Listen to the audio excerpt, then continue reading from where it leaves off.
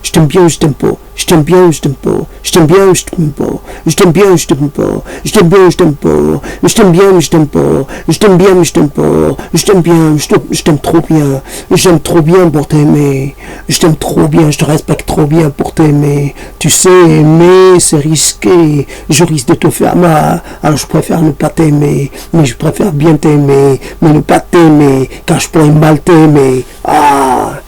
Ah, c'est bien, comme je vais retourner, c'est bien. Et pour une fois, j'ai introduit un peu de variation dans cette chose-là. Ouais, je t'aime bien, mais je ne veux pas t'aimer parce que je ne veux pas te mal aimer. Ah, tic, je sais plus le dire comme je l'ai dit, mais donc c'est enregistré, donc ouais.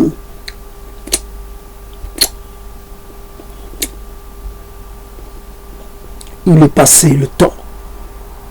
Il est déjà passé, il est trop tard. Il n'est pas trop tard, ou presque trop tard. Trop tard pour se permettre de prendre des risques. Des risques pour pas grand chose. C'est quoi l'amour? Ça pèse combien? Ça a combien de divisions? Ça pèse combien? Une tonne, 2 tonnes? Ça pèse quoi? Ça pèse rien. On doit peser l'amour. Pas de poids. Donc ce qui n'a pas de poids n'a pas de réalité. Ce qui n'a pas de corps n'a pas de réalité non plus. Ouais, faut croire. Faut croire que ça a une réalité quand même. Faut croire que c'est agissant tout de même. J'aime, alors je me prive d'une chose pour te l'amener à toi. Parce que je t'aime. Pourquoi tu m'amènes ça? Mais parce que je t'aime. Pourquoi tu as fait tout ce trajet? Mais parce que je t'aime. Pourquoi tu me dis ça? Pourquoi tu me racontes ça? Mais parce que je t'aime. Mais c'est pas parce que tu fais ça que je vais t'aimer, moi. Toi, tu m'aimes, moi je t'aime pas. Il y a un problème. L'équation ne passe pas. Et je t'aime, alors tu devrais m'aimer. Puisque ça devrait déclencher, j'allais dire, une réaction, un retour. Ouais, tiens, j'ai toujours attendu quand même. Et puis aujourd'hui, quelqu'un est venu se déclarer. Ben, ce quelqu'un, je l'aime parce que j'ai besoin d'entrer en amour. Ben voilà, moi, je suis là. Mais non, mais c'est pas toi. C'est pas toi. C'est pas ce que j'ai imaginé. C'est pas ce que j'imaginais pour moi. C'est pas ce que j'imaginais pour ma fille. C'est pas ce que j'imaginais pour ma copine. Ah, c'est pas ce que j'imaginais pour mon garçon. Ouais, toi, tu fais pas partie de l'équation. Ah, ça va mal se marier. Ouais, ça dépareille trop. T'es trop foncé. T'es trop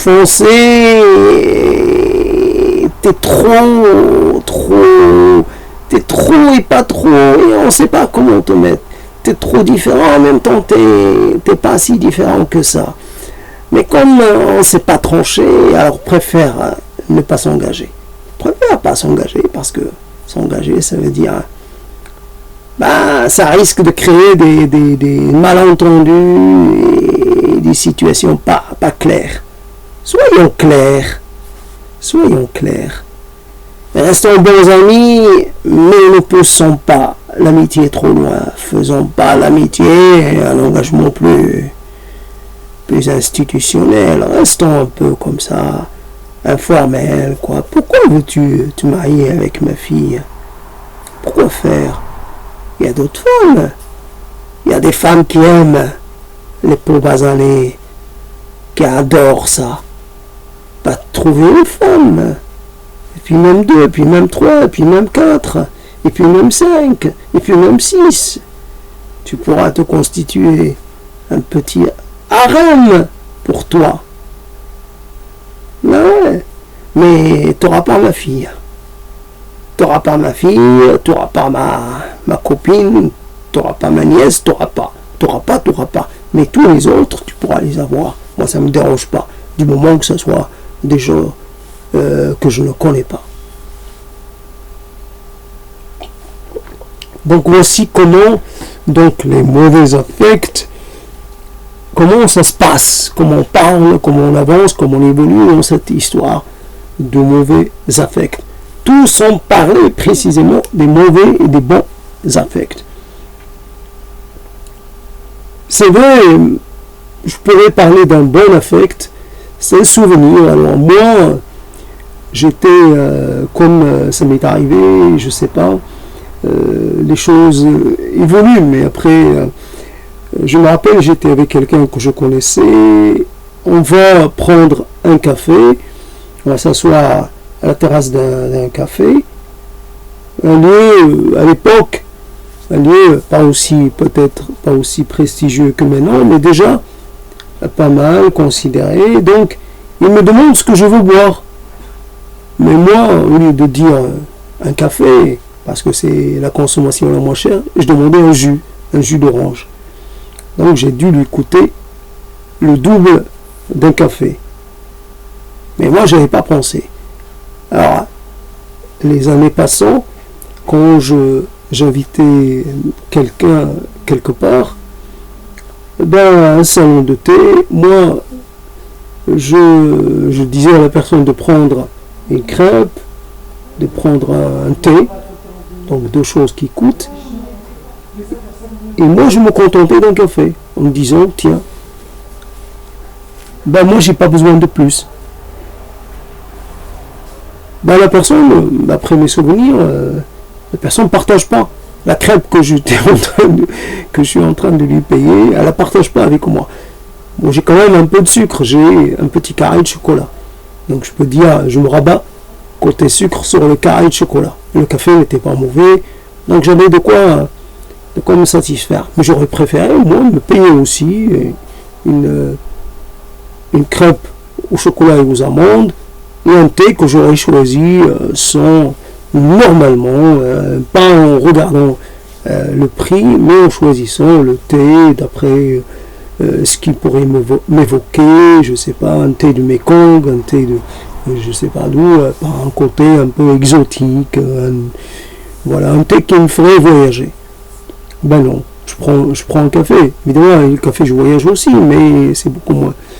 Voilà, donc j'ai pris un peu la chose, j'ai appris, donc c'est un souvenir. Mais après, pour le bon, ça c'était l'exemple pour parler de ce bon affect, quand cette copine m'a invité à partager une, je sais plus comment ça s'appelle, une entrecôte de bœuf. Évidemment, je savais pas, c'est énorme, je savais pas que ça coûtait aussi cher. Je l'ai jamais remercié pour l'entrecôte, mais elle m'avait cuit cette entrecôte chez elle et je l'ai mangé en entier. Donc c'est quelqu'un qui m'a nourri comme ça, il m'a bien nourri ce jour-là. Donc je peux dire, tiens, c'est pas la nourriture ou chargée affectivement aussi fort, mais ça a quand même une petite place sympa dans mes souvenirs. Donc voici comment on peut trouver, si on cherche, vraiment on peut trouver des mini ou des presque ou des pseudo bons affects. Après, ce n'est pas un bon affect en totalité. Parce qu'à côté, c'est chargé d'autres choses. Évidemment, une relation, ça se limite pas à un moment. C'est une totalité. Il peut y avoir dans la relation des choses qui ne vont pas, notamment dans ce qui est du plaisir prodigué à l'autre. Donc l'autre, on le masse, pour un homme aussi le caresser intimement, mais l'autre ne fait pas la même chose. Donc on fonctionne comme une machine. Voilà, une machine à masser, une machine à exciter, à clitorer. Voilà. Mais moi, je veux être plus qu'une machine. Je veux Je veux la réciprocité. La réciprocité. Surtout pour le massage. Pour le reste, ça ne me dérange pas. Le massage, ouais, j'aime bien que, évidemment, je te masse un quart d'heure, tu me masses un quart d'heure. Égalité, homme-femme, pas de problème. Tu me masses. Je ne demande pas de te donner un fond, je demande juste de me rendre, voilà, mon tour, c'est mon tour. Voilà, je te donne mon dos et tu me masses. Donc les bons affects, voilà, et c'est vrai que l'enfance, alors imagine que chacun, évidemment, accumule un certain nombre de bons affects durant son enfance, après il les garde à vie, voilà, c'est comme les anticorps un peu que l'on peut avoir, je sais pas, emmagasinés dans son enfance, puis qui servent plus tard, je sais pas, à donner une immunité un peu plus solide à une personne, je sais pas, quelqu'un qui aurait vécu un peu dans son enfance avec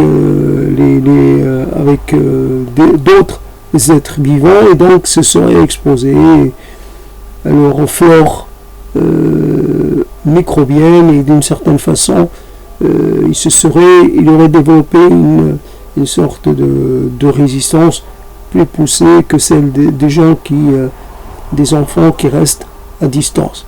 Voilà. En tout cas, je ne sais pas si les choses sont aussi nettes que semble l'infirmer ce type de constatation, ce type de postulat. Voilà donc comment on peut parler des bons et de mauvais affects. Et quelque part, dans l'ensemble de la population, vous avez la possibilité de créer une proximité sans fournir d'efforts. Une proximité presque dans laquelle il n'y a pas d'erreur, où il n'y a pas de confusion, il n'y a pas d'erreur dans les procédures. Vous parlez avec quelqu'un, vous êtes à côté, il n'y a pas de distance. Il n'y a pas de distance, j'allais dire, autre que les distances normales, bien entendu. Mais il y a une proximité de celle que l'on recherche quand on rencontre un inconnu. Il y a une proximité. Cette proximité, elle est garantie, elle est accordée. Tandis que en France, et ailleurs aussi, j'imagine, cette proximité est hors d'atteinte. Il faut la travailler. Qu'est-ce que tu as fait dans ta vie? J'ai cultivé des proximités. Ah, ça t'a pris beaucoup de temps, ça m'a pris la vie. Mais toute ma vie sociale, voilà, à la fin, j'ai pu récolter quelque chose. La récolte a été bonne, comme ci, comme ça. Pour l'effort fourni, c'est un peu, comment dire, un peu frustrant. Voilà. Tant d'efforts pour quand même sortir frustré. Il y a des gens que j'ai perdu de vue, il y a des gens qui ont renoncé en cours de route. Je n'ai pas compris. J'ai pas compris pourquoi, j'ai pas compris. Ouais, c'est comme ça. C'est comme ça que ça marche. Ça marche? Ça marche pas. Alors les bons et les mauvais affects, alors je sais pas si j'ai une idée très claire du mot affect. En tout cas, c'est comme ça, je me suis dit, dans la langue française, il n'y a pas de bon affect pour moi. De bonne inscription. Il n'y a que la plupart du temps que des inscriptions un peu en négatif, des inscriptions en soustraction. Je dois me diminuer, je dois me réduire, je dois renoncer à une partie de moi-même. Et au niveau du discours que l'on peut tenir sur ses propres revendications, il faut renoncer. Il faut renoncer à un certain nombre de revendications parce qu'elles se retrouvent déplacées, hors de contexte, hors sujet, hors temporalité. Voilà. Tu es hors de quelque chose. Tu n'es pas à ta place, tu es ailleurs. Tu es toujours à côté. Tu n'es jamais réellement au bon endroit, au bon moment. Et voilà, donc il y a un défaut dans... voilà. Donc il va falloir un peu se replier sur une période historique. Alors il va falloir partir vers le 17e, 18e, la Renaissance, tout ça. Je ne sais pas quelle pourrait être la période qui pourrait convenir justement à l'être que je suis. Période un peu plus... je sais pas. Donc tout ça, c'est pas évident. Alors je vais arrêter parce que je me suis trop fatigué. Donc pourtant il n'est pas très tard, mais bon. Et je suis toujours un peu dans une situation compliquée puisque je n'ai pas de retour et le non-succès ou l'insuccès de mes diverses expériences avec l'oralité fait que je ne peux pas m'engager corps et âme, si je puis dire, je ne peux pas me donner complètement. Je dois garder une certaine retenue parce que je ne suis pas compris dans ma démarche, je ne suis pas suivi, je ne suis pas apprécié dans ce que je suis en train de faire. Après, donc, il faut quand même continuer. Malgré les contrariétés, malgré les désaveux, il faut continuer parce que c'est une démarche qui doit s'inscrire dans le long terme. Et j'attends le moment où je vais passer à revenir à l'écriture. Simplement, c'est parce que pour l'instant, c'est la seule solution. Donc, finalement, ce qui est en fait particulier, c'est quand même l'oralité. C'est la solution, je vais dire, non pas du pauvre, mais c'est la solution de facilité. Parce que c'est la solution, je ne sais pas comment dire. Une fois qu'on a allumé un feu, peut-être que c'est pas évident si on n'a pas ce qu'il faut. Donc il faut commencer par essayer de faire naître quelques étincelles en trouvant les pierres qu'il faut. Donc c'est compliqué. C'est compliqué. On peut se retrouver aussi, en manque d'éléments, de petits d'éléments qui pourraient servir au départ du feu. Donc il faut avoir ces éléments-là. Mais une fois qu'on a mis, qu'on a allumé le feu, la première flamme, donc après ça s'épanouit. Donc il y a de quoi alimenter le feu. Tandis qu'avec l'écriture, on peut un peu labourer et finalement souffrir un petit peu avant de mettre les choses en place. Mais on ne va pas plus loin. On va souffrir pour mettre un dispositif en place, mais on ne pourra pas pousser. Donc l'oralité permet, permet justement d'accomplir le cycle jusqu'à la fin. Donc j'allume un feu, je fais ce que je peux pour obtenir de quoi allumer le feu, puis le feu, je l'entretiens. Et donc pour la tâche dont je voudrais d'une certaine façon, soit j'ai besoin de me protéger contre de possibles dangers, soit je vais éloigner donc fauve ou autre, soit je veux me protéger contre le froid. Donc une fois le matin arrivé, le feu n'a plus de raison d'exister. Il a joué son rôle, il peut s'éteindre, je peux l'éteindre, etc. Donc l'oralité est chargée de m'amener jusqu'à, de m'assurer une sorte de me permettre d'accéder à un autre moment de l'existence. Voilà, donc pendant un certain temps, je suis là et puis je m'accompagne, voilà. 10 minutes, ça correspond à 1 heure dans le temps normal, par exemple. Voilà, 3 heures, le feu, je me réveille, je m'assure qu'il est toujours allumé, qu'il est toujours, voilà, je remets, etc. S'il y a quelque chose à changer, je change. Et puis, j'essaie de faire en sorte qu'il ne s'éteigne pas. Donc, une fois l'aube arrivée, il n'y a pas de problème. Il n'y a pas de problème, je peux arrêter d'alimenter le feu et je peux finalement passer à autre chose. Donc c'est important. Mais en tout cas, voilà, avec l'écriture, quelquefois on n'arrive pas à boucler la tâche, à finir finalement ce qu'on a commencé. C'est pour ça qu'il y a une différence. Donc mauvais affect, il n'y a rien de plus. Il ne faut rien attendre.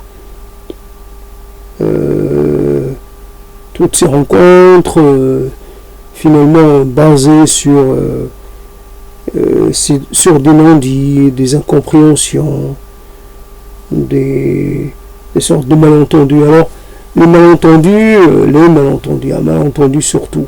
Alors, sur toute la ligne, alors, j'ai plus la force pour les citer tous les malentendus possibles, mais je pense qu'ils sont légion, malentendus. Alors, on vit sur un malentendu du début jusqu'à la fin. En tout cas, de l'adolescence jusqu'à maintenant. Un malentendu, évidemment, afférent à la France, à cette relation avec la France, ce que moi je pouvais attendre de la France et ce que la France pouvait attendre de moi, c'est-à-dire moi tout et la France rien. La France n'attendait rien de moi et moi j'en attendais beaucoup.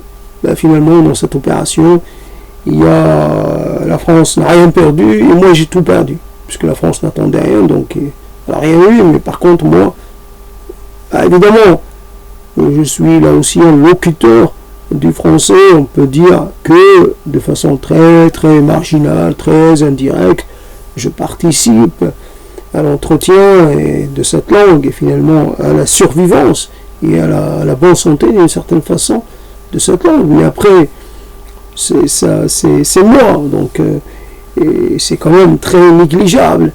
Mais moi, dans cette opération, finalement, j'ai rien. J'ai que mes mauvais affects et mes anciens bons affects.